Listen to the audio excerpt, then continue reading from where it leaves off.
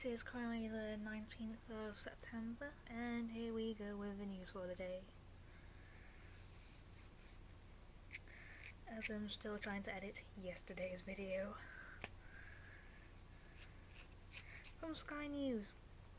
Walton sadistic online paedophile Matthew Fowler jailed for 32 years. From Sky News. Gifted young academic who became a Walton sadistic paedophile has been jailed for 32 years. Matthew Fowler, 29, humiliated his victims and blackmailed them into performing ever-increasing acts of depravity on themselves and others, including the rape of a toddler. The computer whiz kid committed all his crimes online, hiding behind dozens of false identities on the dark web. Some so-called hardcore websites he was made a VIP member because of his other deprived images he posted, granting him access to even more sickening material. He targets girls, women, boys and men, but never met his victims. 3 of those he tricked, sending humiliating images to kill themselves. Birmingham Crown Court heard how one young girl was made to lick a toilet seat and eat dog food, and that her father was forced to rape and torture his 2-year-old son in what Judge Philip Parker QC described as a tale of ever-increasing depravity. He told Walton sadistic Fowler he wanted to assume total control over your victims. Your behaviour was cunning, persistent, manipulative and cruel. The damage you did is ongoing and will never end. Victims know those images still exist on the computers of unknown people. It took the UK's National Crime Agency, NCA, 4 years to identify Fowler, track him down and arrest him, following a global investigation. What they did, he was not what they were expecting. They discovered he was a research psychiatrist, public school educated, and a star student from Cambridge University, where he was known as a party animal with many friends.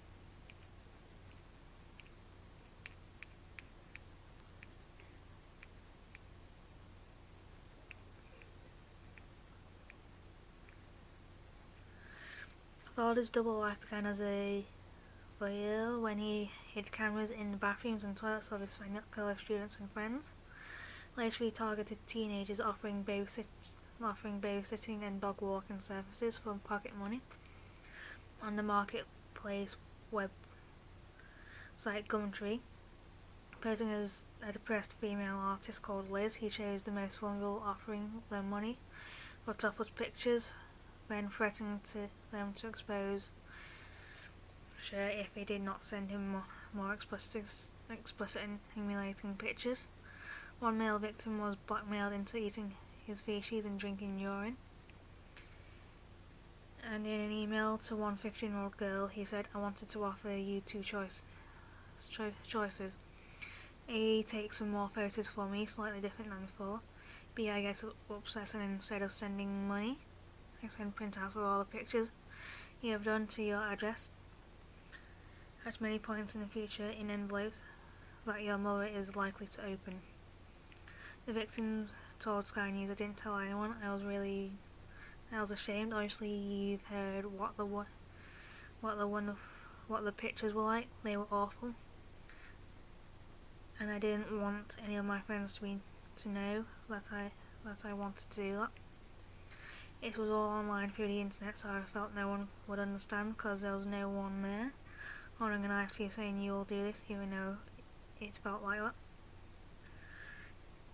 I don't talk to my family anymore at all because of me. I felt that they wouldn't understand and didn't understand what had happened to me." Prosecutor Rona Iguyove, sorry if I mispronounced that, told the court how Fowler showed no shred of sympathy for his victims even when they told him they were considering taking their own life. Instead, his reactions would usually be to reinforce his demands. Fodor, one of Britain's most prolific paedophiles, had 70 different online identities, including Evil Mind and 666 Devil, and posted to victims that he would never be caught. The NTA led a task force including US and Australian police and even consulted the UK spy centre GCHQ to uncover his true identity.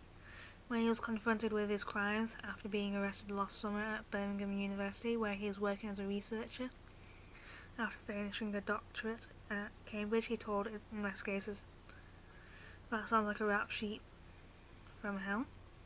The NTA's Matt Sutton said the investigation represented a watershed moment. He said, "In more than 30 years of law enforcement, I've never come across an offender whose sole motivation was to inflict such profound anguish and pain. Matthew Fodor revelled in it. His primary motivation was for power and control, suffering and humiliation, believing he had a superior intellectual and computational abilities. He was confident and could outwit law enforcement. I've also never known such an extremely complex investigation with an offender who was so technologically savvy, and he'll stay hidden in the darkest recesses of the dark web." Fodor admitted 137 crimes, including encouraging rape, sexually exploiting children, blackmail, and voyeurism, which were committed over an 8-year period. His lawyer said he acknowledged the impacts of his crimes on his 46 victims and had pled guilty, so sparing them the ordeal of giving evidence in a trial. His wealthy family from Cheshire and his long-term girlfriend are said to be standing by him and have vowed to help rehabilitate him on release from jail. A spokesman for the university where he had excelled said his crimes had appalled and distressed the Cambridge community, while the NSPCC has branded him a despicable predator. Gumtree also welcomed the conviction of Fodor for his appalling offences. A spokesman said a dedicated safety team has been working with the NCA in its investigation of this case for several years. We take the safety of our users extremely seriously and are committed to making the site safe as possible. The judge told Fodor he will have to serve 2/3 of the 32 years before he is eligible for parole in 2038. Even then, he will not be freed until the parole board decides he is no longer dangerous and could serve the whole 32 years in prison. End of article. Nice one to get it on the way with. Moving on to Article 2. From the Telegraph. Donald Trump supportive of improving gun background checks, White House says. Donald Trump is supportive of attempts to improve gun background checks, the White House has said in the first sign phase of the Florida shooting that he backs changes to the system. The US President has talked to a Republican senator who is pushing a bipartisan law aimed at making sure those carrying out the checks have all the relevant information. A carefully worded statement from the White House said Mr. Trump backed the drive in general but fell short of a full-throated endorsement of the proposal. The legislation is limited in scope, encouraging government agencies to hand over relevant information to those doing the checks, but not changing the rules on who can buy a gun. It comes after criticism of the FBI over handling of a warning about Nicholas Cruz, a 19-year-old suspected of killing 17 at a Florida high school last week. Trump reportedly sounded out a member of his Mar-a-Lago club over the weekend about whether he should champion gun control measures after the attack. It suggests the US President, who has repeatedly defended the right for Americans to own guns and rejected calls for more controls, is considering a change in stance. In November, John Cornyn, the Republican senator, announced a bipartisan bill alongside Chris Murphy, a Democrat senator, aimed at improving the background check system. Sarah Huckabee Sanders, the White House press secretary, said the president spoke to Senator Cornyn on Friday about bipartisan bill. He and Senator Murphy introduced to improve federal compliance with criminal background check legislation. While discussions are ongoing and revisions are being considered, the press is supportive of efforts to improve the federal background check system. The bill was proposed after a man killed 26 people at a Texas church last year, only for it later to emerge he should have been banned from buying a firearm.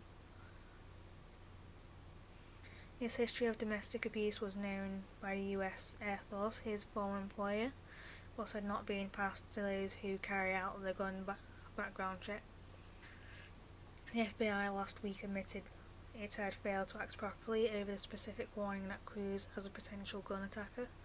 Local police had also reportedly received 20 calls about him before the attack.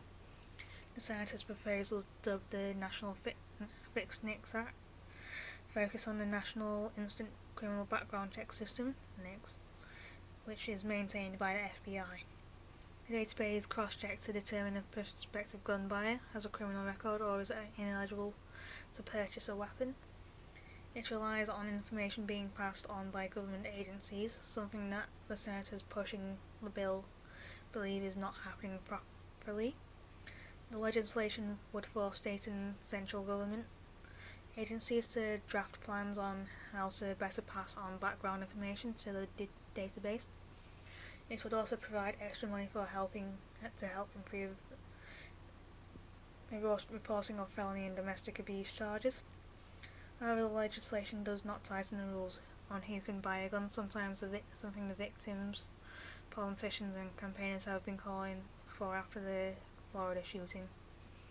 The Washington Post reported that Mr. Trump had been sounding out members of his Florida golf resort about whether he should back the tighter controls during a visit there this weekend. The US president had reportedly said he was closely monitoring the media appearances of surviving students, from the students who are calling for change. In a separate development, a driver carrying journalists following the president was found to have a gun in one of his bags. The driver reportedly told security service officials it was there by accident. End of Article 2.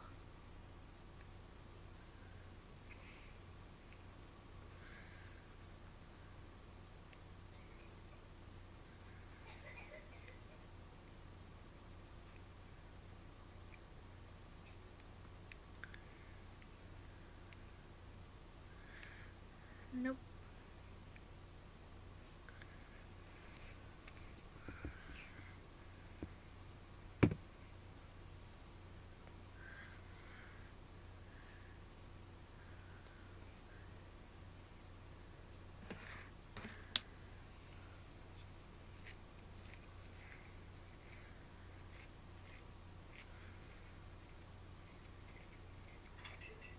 Nope. Could be something Barry Bennell, if I can get luck. He has been branded as sheer evil and is sentenced to 31 years.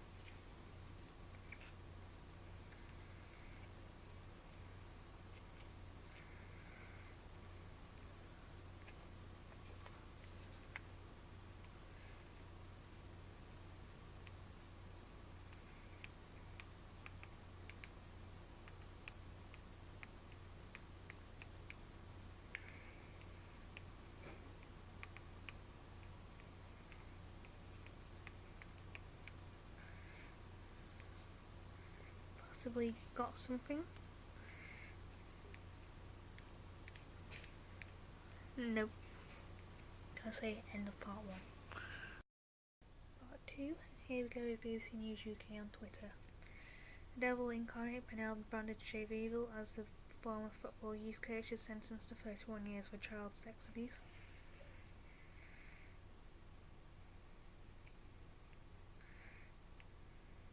Soldiers deny membership of banned neo-Nazi group. Army recruitment says system unacceptable there. Army recruitment system unacceptable, says Defence Secretary.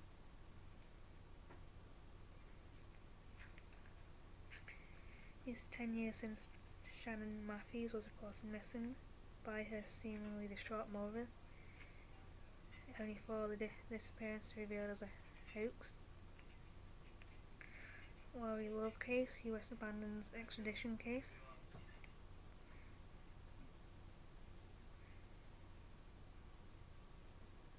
Jeremy Corbyn should be open over spies claims, says Theresa May. Oxford Bus Company employee jailed for stealing £7,000. Great Ormond Street Hospital may not return money it received in previous years from the President's Club. Stormin MC tributes paid to grime legend. Gay couple left the meal after kiss complaint.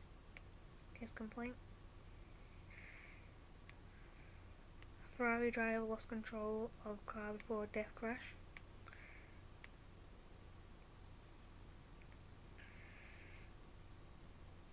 And I think Canada and Germany both won gold in the two-man bobsleigh.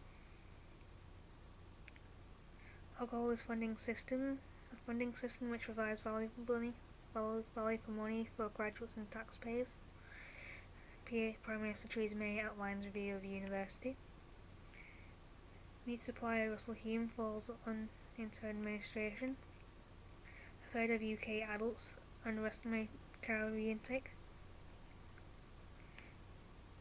GB's winning women's curling snatched a narrow win over Switzerland. Family confirmed first sighting of missing stag party man Liam Colgan.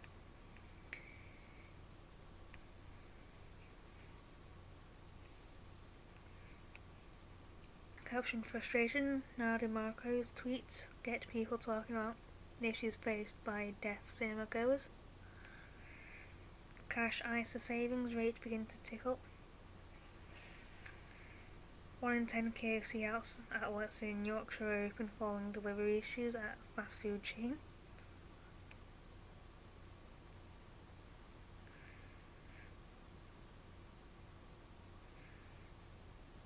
Yeah, let's check how does renting a home in the UK compare. Gary Cliff reads out his victim statement before approaching the dock and asking Barry why.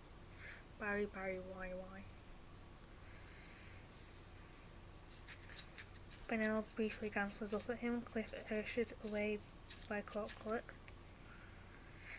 Barry PCU dived in with a airwell to save man can't swim.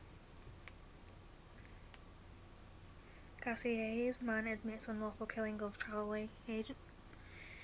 Case is turned to join Phil Neville, England staff after retiring.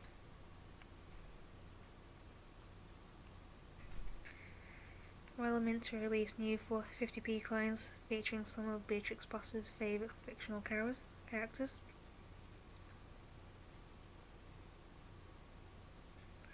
No address comes undone. My worst nightmare at the Olympics. It was stuff of nightmares for skater Gabrielle Papadakis in Pyeongchang as her dress came undone.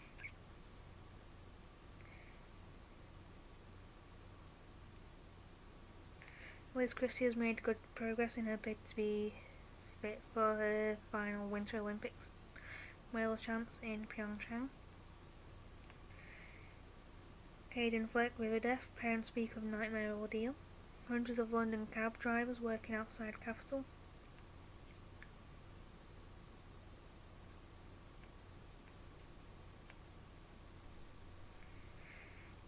KFC chicken sausage closes outlets. Woman arrested over movie ban notes on ambulance.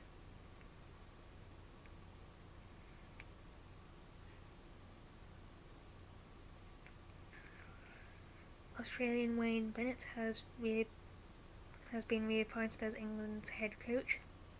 Autism Simon takes first steps towards biological test.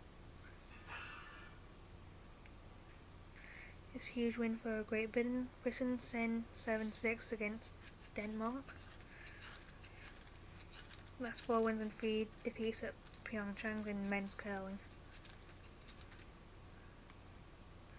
Sir Philip Green faces pension questions from Frank Field.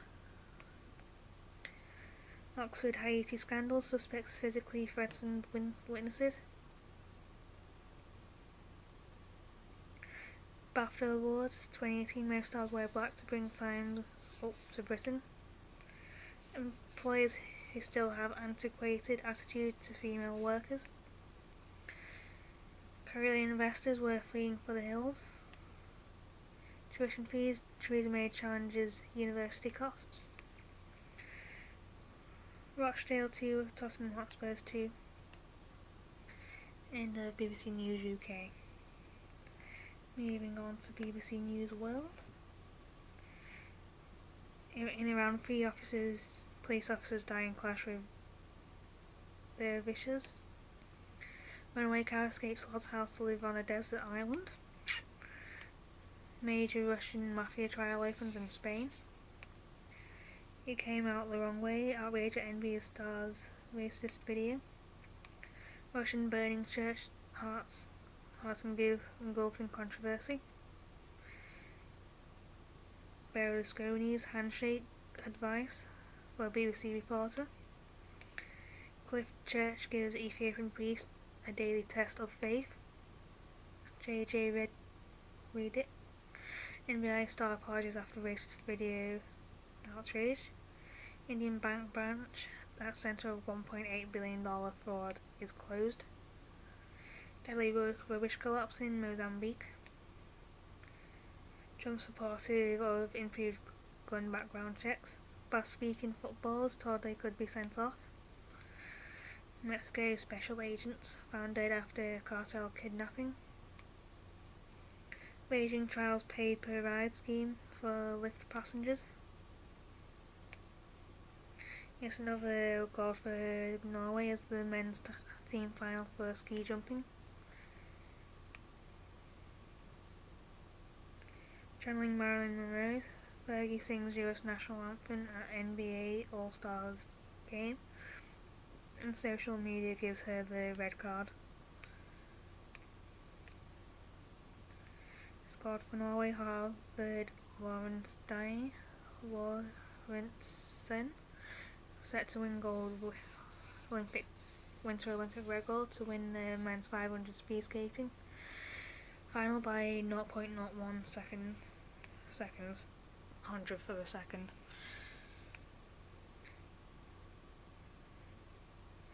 What an amazing finish, you don't get any closer than that. Canada and Germany tying the 2-man bobsleigh. Justin Cripps and Francesco Friedrich both win gold. Ethiopian Cliff Church priest daily test of faith. Latvian central boss wanted bribe. Facebook to seek verification by post for electronic ads. Plans drawn up for world's tallest wooden skyscraper. No shoes or socks to stop India students from exam cheating. Gaza women's TV channel blocked by Hamas.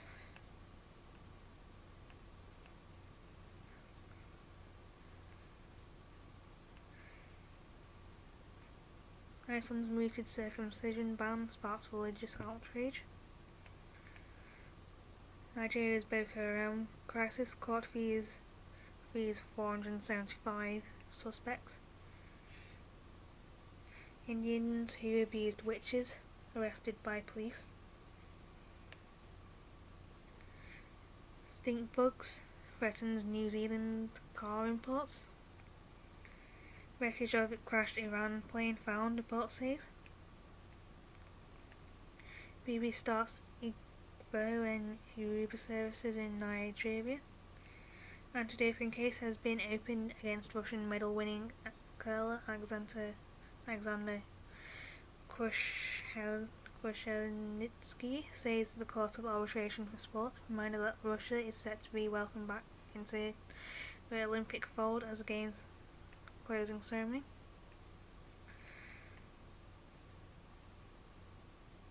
Why did Black Panther roar in South Korea?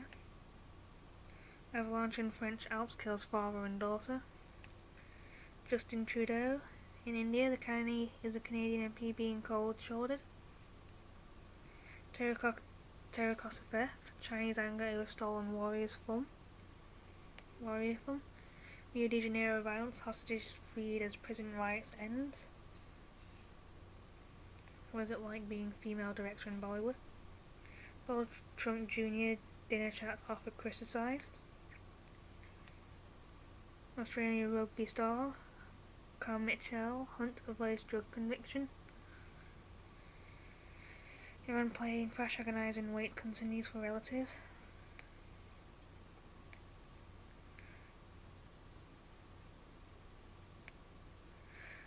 Lesbian pioneers who fooled Spain's Catholic Church. Australian MP George Christensen criticised over gun photo. Israel's Poland swastikas drawn on Polish embassy in Tel Aviv. For a start, if you're going to draw a swastika, at least do it right. Afghan Kurdish fighters strike deal with Syrian army. In Florida aftermath, US students say never again. End of part 2, end of video.